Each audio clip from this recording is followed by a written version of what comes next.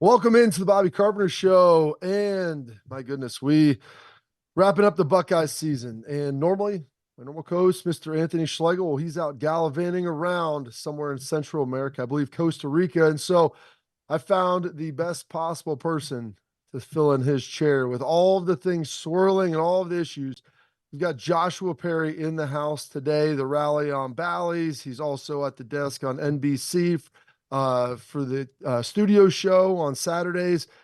A lot of stuff to get into, Joshua, and gonna have a number of segments breaking down some of the games, season wrap. We've got the tailgate talk questions, where questions from the folks out in the Twitter sphere, the social media universe, which are always tremendous.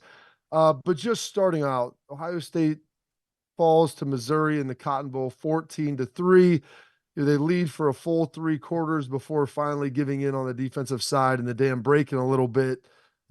Your just kind of initial thoughts and takeaways from the game. Yeah, I think it's really difficult right now if you're an Ohio State fan because you start to look at the season and it's an 11-win season, but it feels like the standard certainly wasn't met because you didn't beat Michigan. You end up in a New Year's Six bowl game against Missouri, who a really good football team this year, but certainly doesn't have the cachet of some of the other opponents you could have had. And you end up not scoring a touchdown in that football game, really letting it get away from you in the fourth quarter. I think it's a tough spot because there were a lot of deficiencies, I believe, that were exposed for Ohio State this year. I think number one was the quarterback position all year long. You didn't have Kyle McCord in there, and I know a lot of people talk themselves into Devin Brown being able to have this breakout performance. Then he gets banged up, and you're sitting there with Lincoln Keenholz, and it's like a guy who's only thrown a handful of passes all year long. You couple that with an offensive line that was porous, and that would probably be complimentary to describe their performance, run game that couldn't get started, and really a wide receiver room that I've been critical of because I think it's a talented room that hasn't necessarily developed the way I anticipated it would and truly come to form. And now you're sitting back asking a lot of questions after an 11-win season. I think it's a really intriguing spot to be in because there are a lot of programs that would love to say that they won 11 games and they played in a New Year's Six bowl game. But when you're at Ohio State, if you don't beat Michigan, you don't win a Big Ten championship, and ultimately you don't compete in the college football playoff, you left a little bit too much out there. And you look at the last 3 years with this, and Ryan hasn't lost another Big Ten game outside of Michigan. And someone mentioned to me last night on social media, he's 0-6 in the final two games this season. Like, well, he's 1-5. They did win the Rose Bowl in 2021, lost a tight game to Georgia this year, and then you lose to Missouri. And I've tried to talk about this, Josh, when you understand, being around the game and being heavily involved in it, the fact that to Missouri, this was like the equivalent of like a Purdue playing Texas, Right. for them. I mean, they're not a huge football program, but they had a great year and they've got a really talented team. They've got some NFL wideouts. Schrader's a tough runner, but I felt like if Kyle McCord was in this game yesterday, it seemed like despite, maybe some of his deficiencies, after watching it, it felt like Ohio State probably would have won the game by, I don't know, 17-13, 14-10, something like that. They would have found a way to move the football possibly a little more efficiently. And I don't necessarily pin all that, on Devin Brown. Obviously, he had the ankle injury, and Lincoln Keenholz is, a year away from playing football in South Dakota, which, he's a talented player, but he hasn't played against this type of competition. Right. And it's almost unfair of him. The more I looked at it and I went back and watched some of it, Josh, it was almost unfair to ask him to even go in there with how porous that offensive line was and what the availability was for him to have any type of time at all. So you think that even with the way that the offensive line performed, that Kyle McCord would have been a guy that could have won that football game? Because, and this is not a knock on Kyle or anybody that would have been playing there, the quarterbacks were consistently under duress. And the other part Yeah. that suffered too was, Trey had some great runs there where he found a seam. X had a couple where he found a seam as well. But you're also operating from second and 12s and third and 12s. And it uncovers you as an offense as to what you have to do to be successful and allows the defenses to get even more aggressive. Yeah, I think that he probably would have been able to get the ball out just a little bit quicker. There were guys I think that are open and the difference. you start looking at their safeties, Josh, when you see 11 guys in the screen, you're buddy. trying to figure out where you can run the football. They're bringing a lot of pressure. And then they start showing 6, bringing 4, Yep. and Ohio State's blocking 2. Yep. Like that's just a bad recipe for any type of offense. And they're able to do all that because you had a quarterback, and whether it was Devin, who would have been more prepared, but Lincoln, who just, I mean, the guy hadn't seen enough. And so that was Yep. tough. I just, it's a head scratcher looking at that game because coming into it, Joshua, we always say, well, not always, but the game didn't mean anything. You know, it's a meaningless game, meaningless bowl game. And I say it's only meaningless when you win it. If you lose, then we look at it, the 85 different meanings that we're trying to dive in as to what went wrong here. You know, where can we fix this? And we'll get into kind of some of the bigger and grander issues. But the one positive of this that I saw is, you know, for a defensive line that hadn't been as productive as we would have liked all season Yeah. long, I thought Jack Sawyer played really well. I thought Tyler Williams played really well. I thought JT Tuimoloau played well. I mean, they got some nice pressure and some really with about 4 or 5, 6 guys rolling through there, did a pretty darn good job. And they held up there under the bargain for 3 quarters, given the fact they played 34 minutes of defense in the game. Yeah, I mean, I will say that was a big positive to me. And it felt like a lot of times during the season, the defense was close. It's a defense that created pressure, just never really had the sack numbers. And they turned those into sacks in the bowl game, which is exactly what you need to see. I'll also give credit to, again, Schrader, who is a phenomenal player. For a Yeah. lot of that game, he was not doing what he was doing to a lot of those SEC defenses. And to your point, those guys are only able to do so much, and your offense is going 3 and out, and they're back on the field, and they can't.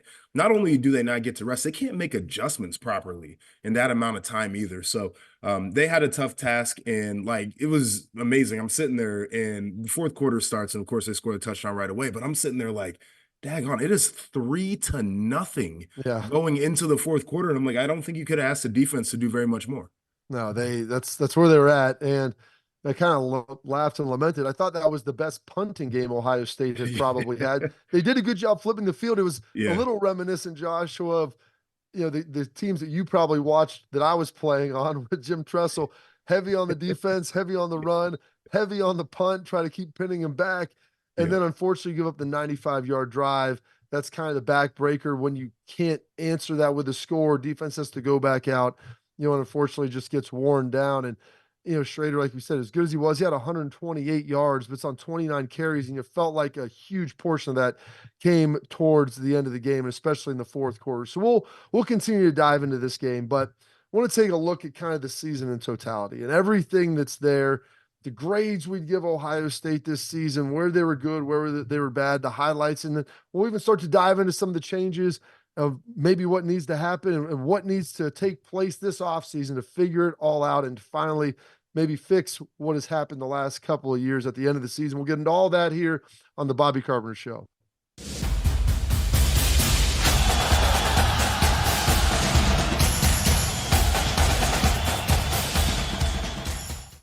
Welcome back into the Bobby Carpenter Show. Sitting here alongside my man Joshua Perry, filling in for Anthony Schlegel, gallivanting around the world. And Joshua played at Ohio State under Urban Meyer, national champion in 2014.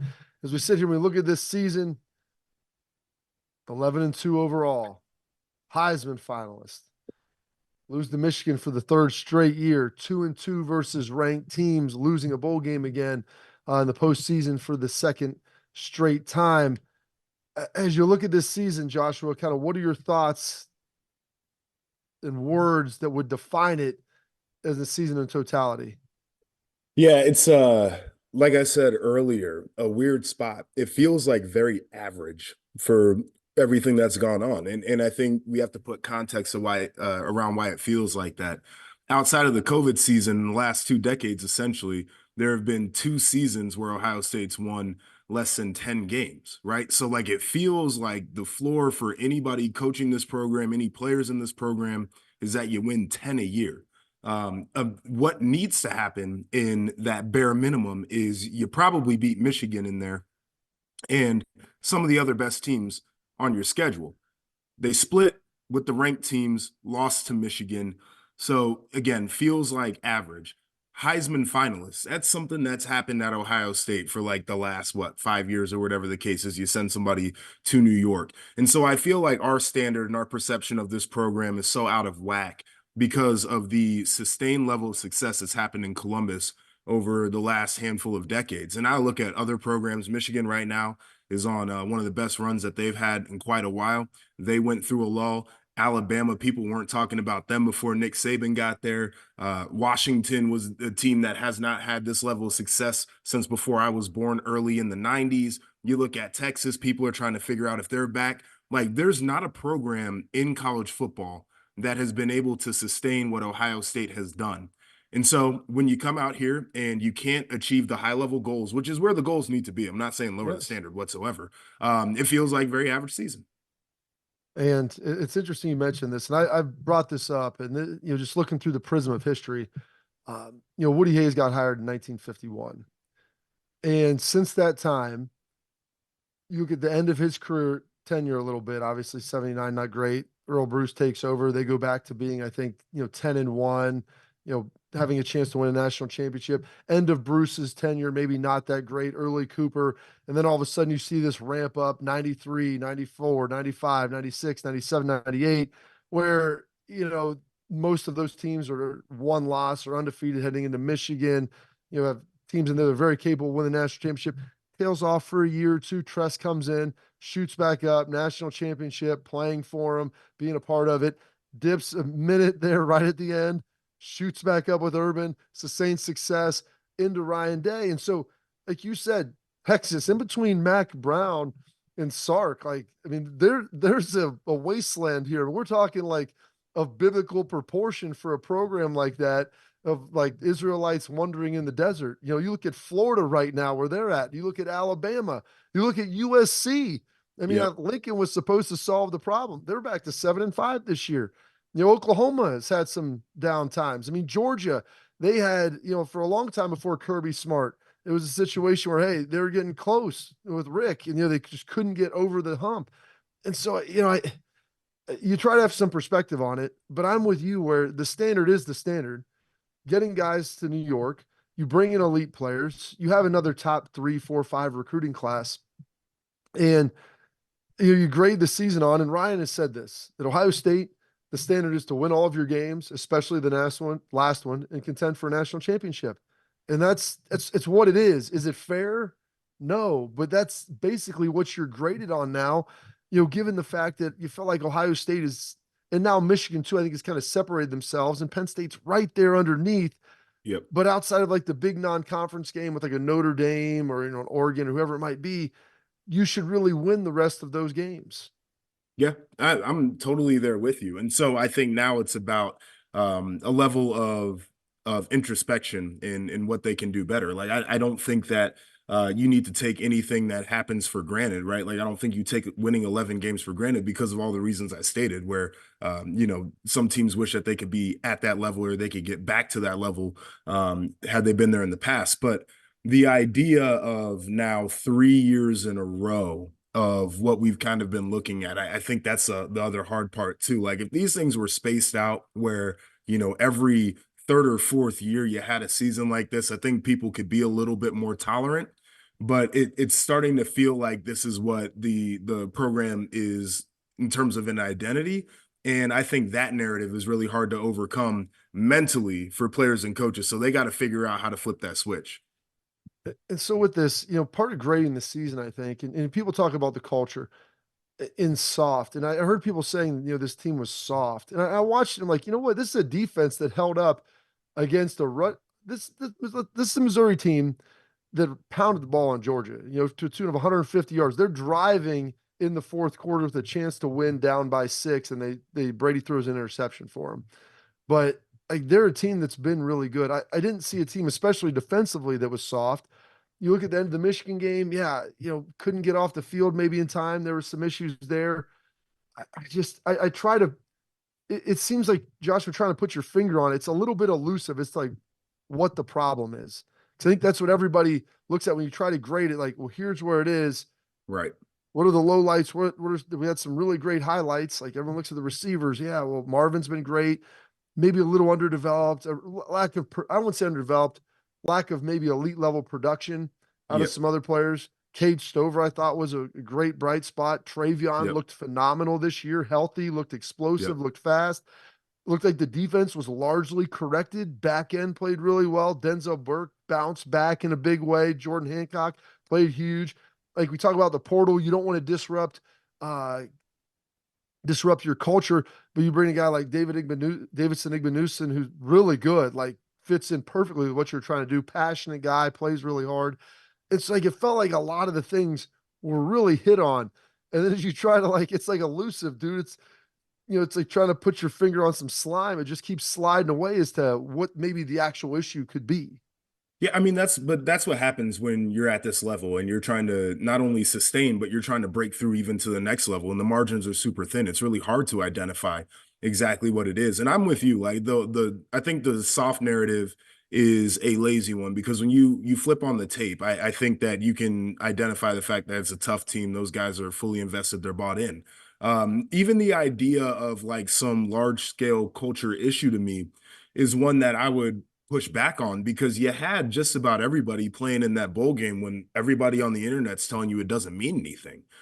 Guys don't show up to do that unless they really care about their teammates and they care about the program and what their legacy could look like. So ultimately, it's like I don't think it's necessarily wholesale changes within a program. I don't think it's necessarily a wholesale philosophy shift.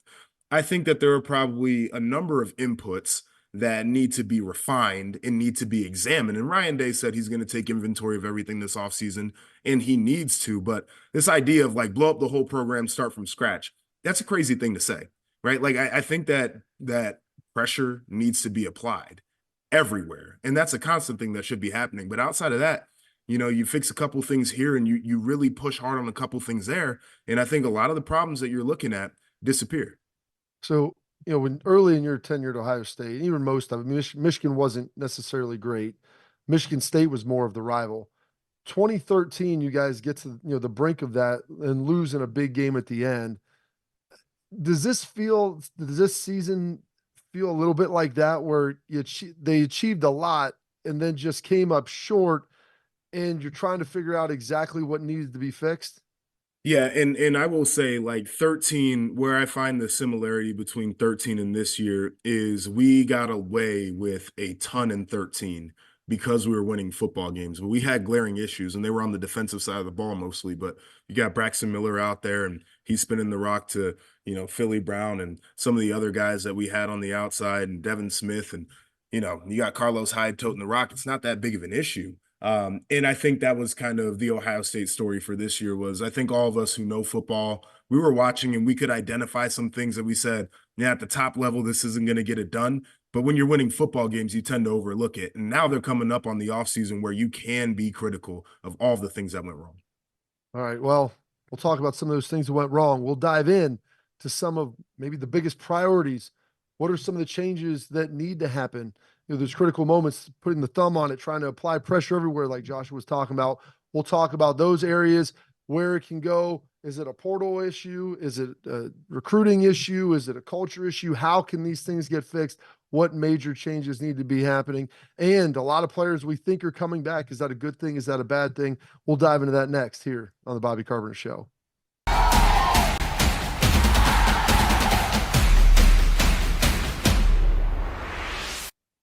Welcome back into the Bobby Carpenter Show. It's Joshua Perry and I break down this Missouri Ohio State Cotton Bowl, look at the 2023 season in totality, and even now pushing forward. You've got a 2023 recruiting class or 4 recruiting classes, mostly in the books, a little bit of room maybe to add somebody before, I don't know, the secondary signing day, which was the first Wednesday in February that'll be coming up here shortly.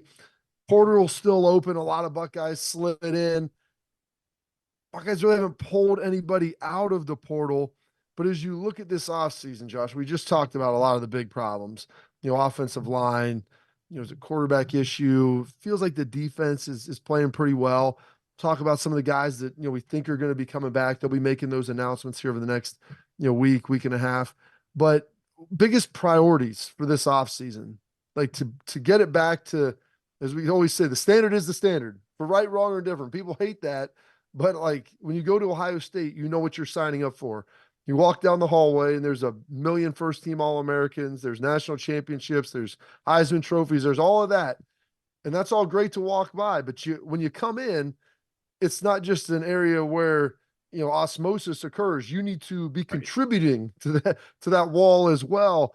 And these guys over the last 3 years really haven't had that level of contribution. So what are the priorities to get that done?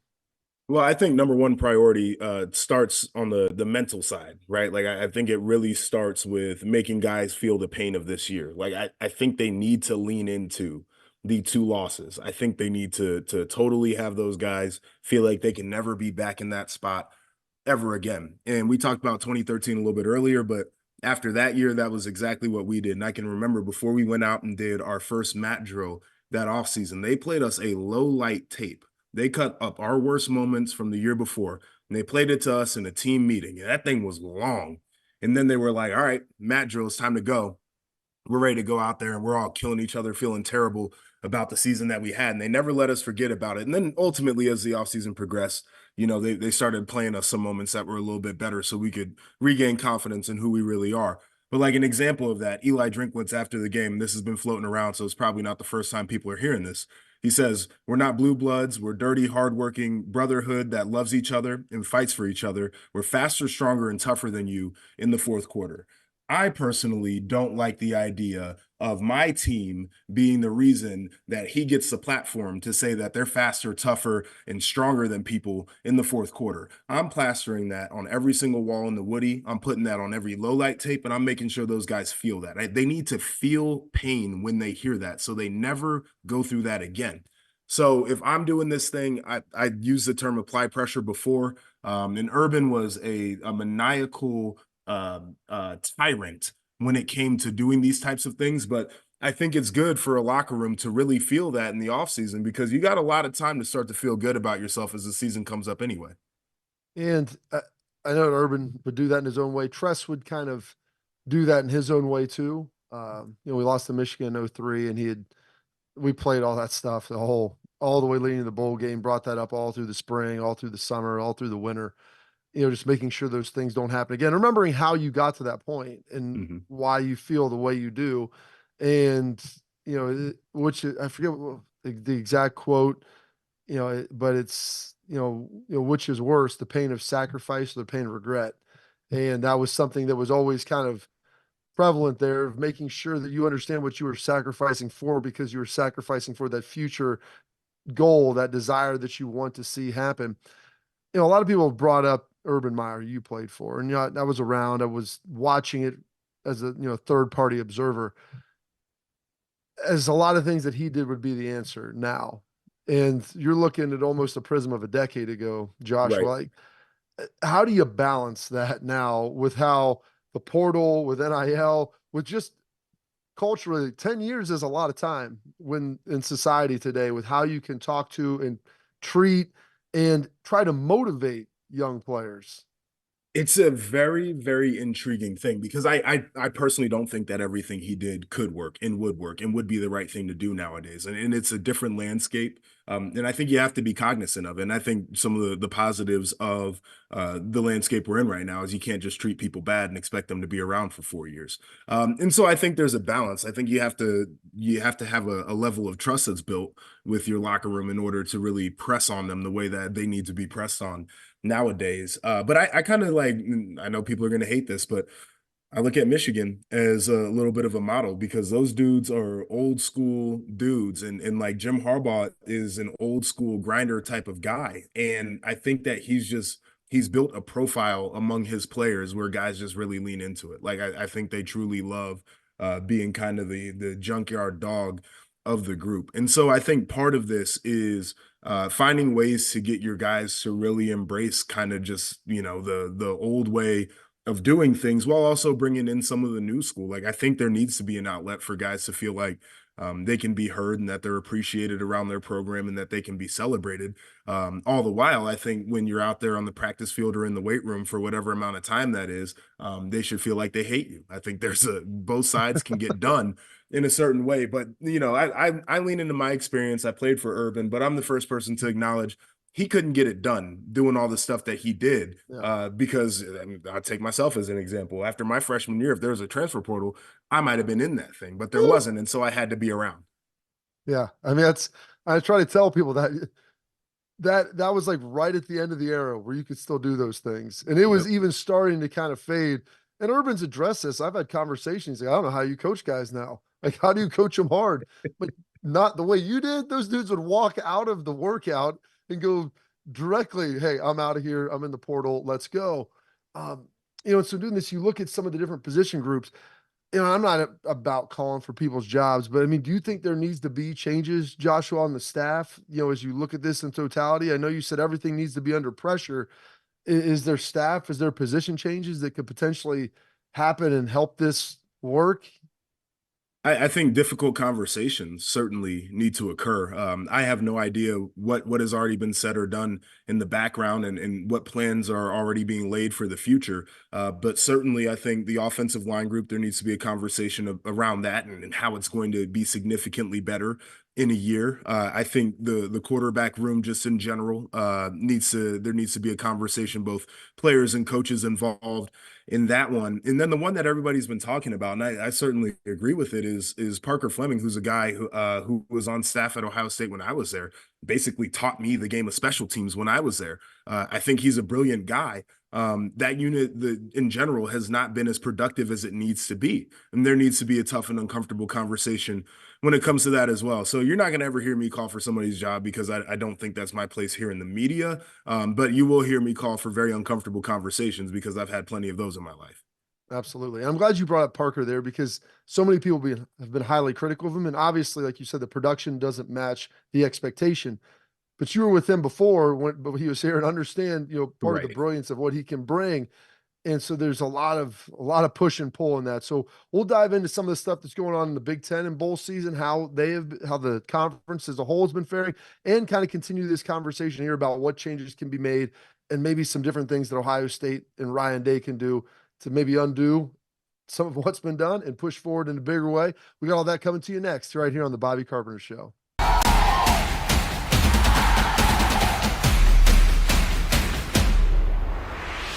All right, welcome back into the Bobby Carpenter Show. Sitting here with my man Joshua Perry as we do a post-mortem on this 14-3 Cotton Bowl loss to Missouri. Look at the entire 2023 season and look a little bit here at the 2023 bowl season. Big Ten's done fairly well. I mean, who the heck knows who's playing in some of these games, but Northwestern, after getting their coach fired earlier this season, they beat a Utah team that, a lot of opt-outs, but still a very, very talented Utah team. Minnesota and PJ Fleck, they rode the boat right over Bowling Green and found a way to get that done. And then we had Rutgers, who for a long time, one of my good friends, co-host Brandon Beam, Josh knows him well, he called him Rucker. He said they had to earn their S. You could earn your S by beating Ohio State, Michigan, or Penn State, or by making a bowl game.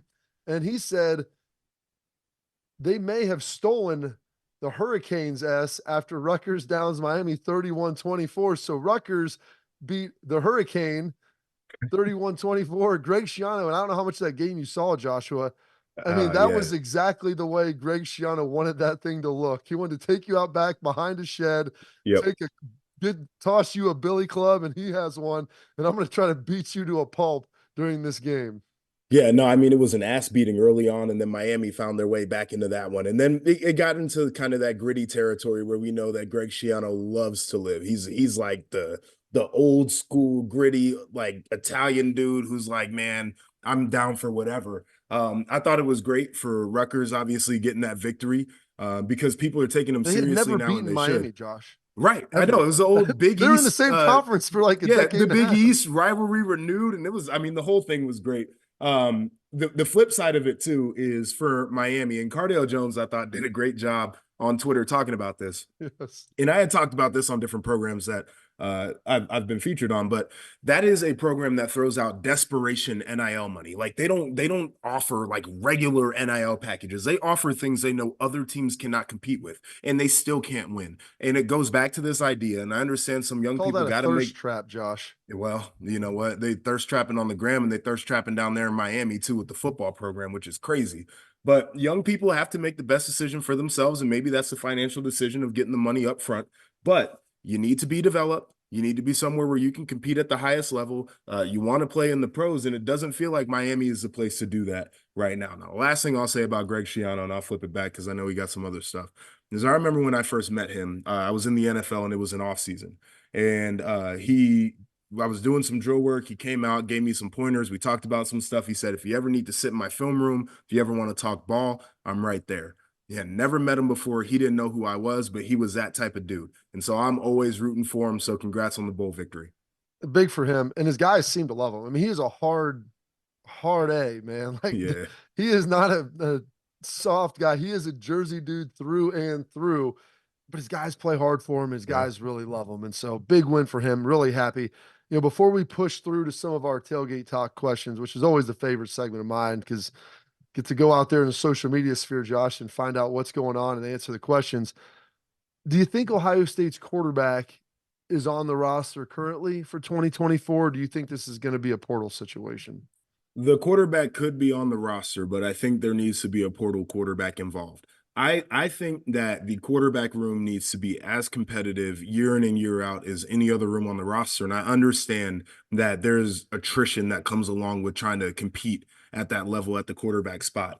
But I think it's the best way to develop players. I mean, and again, it was a different time, but I felt like Urban every year was trying to out recruit me. That 5-star guys coming in year after year, and I'm sitting over here after signing day, like, damn, I don't know if I have a roster spot anymore. And so just from that perspective, I think it's good to have a veteran presence in there, but I think it's good to have a player who can compete for starting time coming in and pushing everybody that's already in that room.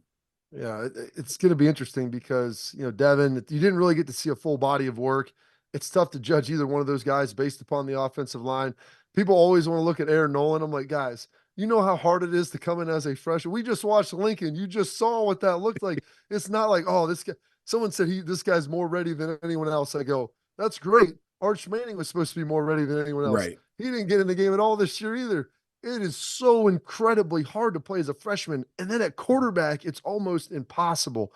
And so, like you said, bringing in maybe a 1-year guy, people have thrown out, Will Howard at Kansas. Like, is he the Kansas State? Is he the dude? I don't know. I know portal quarterbacks. I tell people this, they're expensive. Like, they're known quantities. It's not like you can just go grab these guys and they're free. So it's a simple math calculation too, Joshua. Like, dollars you spend here or dollars you cannot spend there. And offensive line needs to be addressed as well. I know, and I don't know if this class right now is worth some of the money that might get tossed out too. Just some of the guys that are remaining. If we're talking about $1 million plus, I'm not exactly sure that would be my number for them.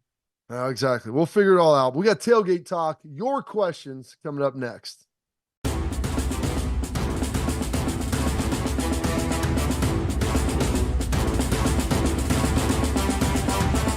All right, welcome back into the Bobby Carpenter Show. Favorite segment we do each and every week. It's the tailgate talk. It's the questions that we get from you. People always ask, how do we get the questions? Well, you know what? I appreciate the comments on YouTube. I'll work some of those in as well.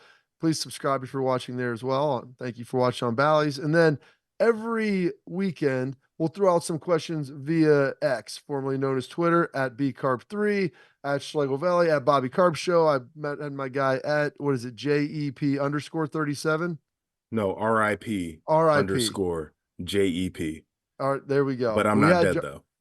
All right. I've always wondered that, but we've got Joshua Perry in the house today answering some of these questions. So I threw it out yesterday after the game. People were looking at this. A lot of questions about bringing back Urban Meyer, which we're not going to get to. We've addressed that a little earlier in the show. Nick Roth coming in with the first question. How can they fix the offensive line unless it happens? It doesn't matter who's playing quarterback. I think that's a pretty big question, Joshua, because I always tell people offensive line, it's the hardest to project and recruit, and then it takes the longest time to develop. It's not something like we can just go grab this dude and he can go play slot receiver for us and figure it out. You have to grow these guys organically, and it's not the easiest thing in the world. Yeah, I think it's going to be tough to fix, and I agree with everything you just said. Again, I believe in the competitive nature of bringing other people in to apply pressure there. So I think if you You have some more bodies in there that can push. I think guys tend to develop a little bit quicker. When I watch that offensive line, I feel like there is a lack of confidence at times.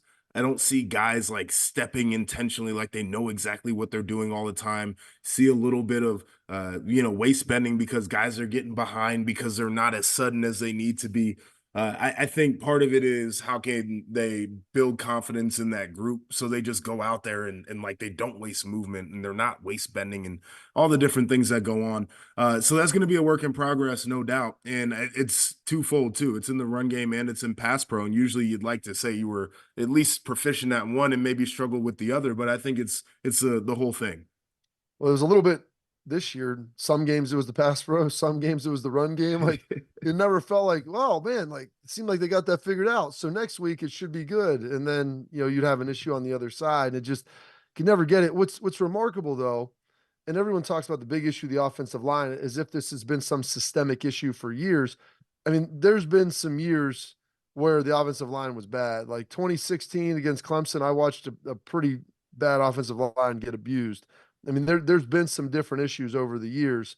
But Dwan Jones and Paris Johnson were two of the best rookie offensive tackles this year in the NFL. So Right. like those guys were very good players as well. And this is a team that held a Georgia defensive line that was supposed to be one of the greatest of all time and did a pretty good job with them last year in the Peach Bowl. So I think it can be fixed. I like Justin Fry. I think he does a good job. But like Simmons on the left tackle, like there needs to be some growth. And you remember Ed Werder and how hard he coached Taylor Decker and some of those guys. I mean, Jeez, oh Pete. Ed's another guy where I know he's coaching still in college, but I don't know if he had to change up his approach a little bit too, because the way he was getting it done, I'm not exactly sure guys love that anymore. I mean, I don't know. Taylor Decker is playing in the NFL at a high level still, but I was worried that he might just walk off and quit football and like never play again after some of the stuff I saw with him and Ed. Oh But it man. made him a better player. And so how do Right. you do that in maybe a more compelling way as opposed to more forceful way? Hopefully they figure it out.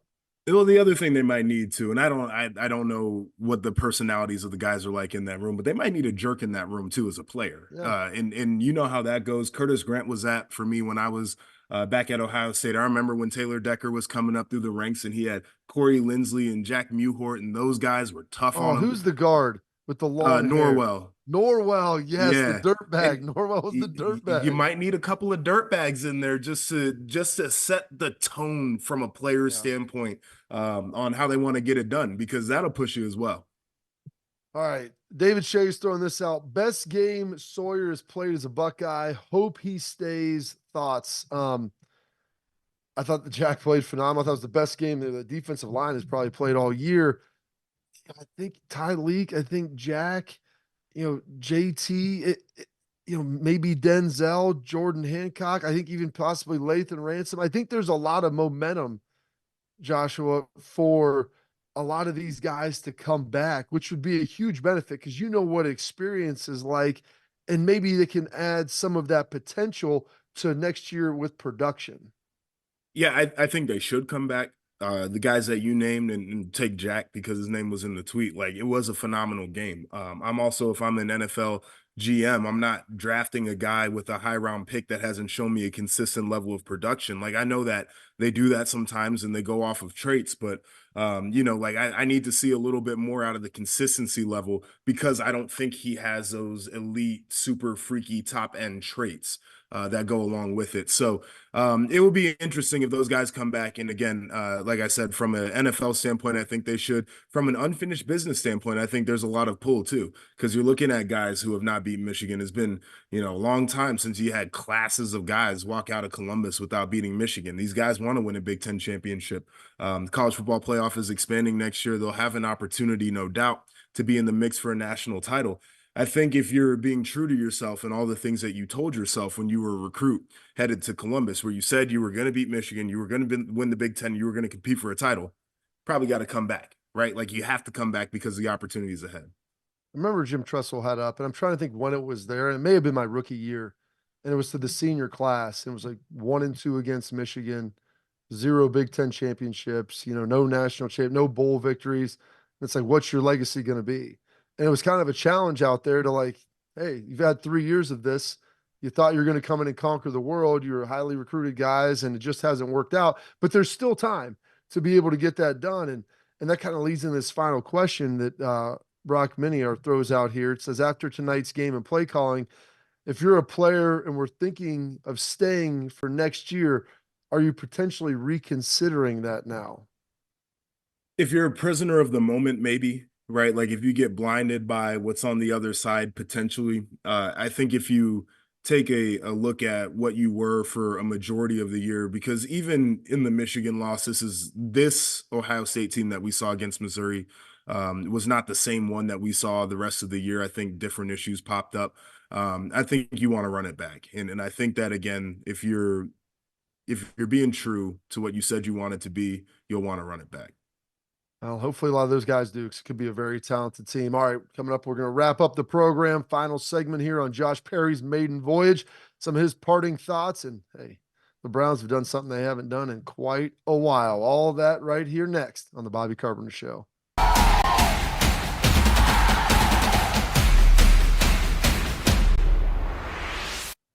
Our final segment of the program here, and I want to thank Joshua Perry, my good friend and media extraordinaire, for joining the program here in the absence of our guy, Anthony Schlegel.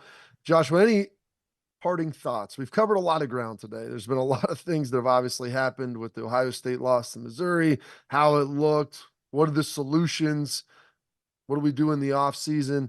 Any thoughts that you haven't got off your chest yet that you're just dying to share with the great people of Ohio? Yeah, when you threw out the question, send in your questions, we'll answer them on the show. Somebody said that they were disillusioned with Ohio State football at this point, and they don't know how long they can continue to support it. And I just like to say to the people that are feeling that way, because I know a lot of people, it's been tough. It's been a long few years not beating Michigan, winning Big Ten championships and everything. Perspective. Perspective is huge. This is a program that is still nationally relevant. It's a program that is recruiting with the best in America. It's a program that will be in the college football playoff picture in a year. A program that'll have a pretty good chance of beating Michigan, who's got 44 seniors on their current roster. Jeez. Take a deep breath. Take a deep breath. Take a deep breath and understand Buckeye football will be there tomorrow. It will be great tomorrow. Just a little rough patch right now. Hey, that's all, guys. There's no funerals in football. The sun's coming up the next day. You don't have any more games this year, but you got to start preparing. You got to figure it out. You got to start figuring out what the solutions are for next season. Some good news in the state of Ohio. The Browns clinched the playoffs with their win over the Jets. Joe Flacco, the longtime Ravens quarterback, is looking really good. 300 yards passing in 5 straight games. Jim Schwartz, their DC, who was my head coach in Detroit, is awesome. And that after winning the game, and the good people of Ohio are phenomenal. Cleveland Browns fans are up there, going wild. And Schwartz had us do this in Detroit. We made the playoffs for the first time, Joshua, since Barry was there. And I saw him grab Zadarius Smith, have him go. It was like, dude, take the victory lap. And not like a celebratory, but like, thank the fans. Engage with them. They're the ones who have come and they've supported for decades upon decades of despair and sadness. And you finally got to give them this. So sharing it with them, they just want to give back to you, want to give you some drinks, want to share a beer, whatever it is. And it's awesome to see that connectivity that you have in some of these great Midwestern cities. So kudos to the Browns, Stefanski, Schwartz, Bill Callahan, everybody that's doing some good stuff up there. Buckeye fans, relax. Thank you, Joshua, for joining the program. I really appreciate it. It'll be okay. I know there's a lot of issues. They will get fixed. The sun will rise. Ohio State football is going to be there and will continue to be good. So thank you for tuning in to this edition of the Bobby Carpenter Show.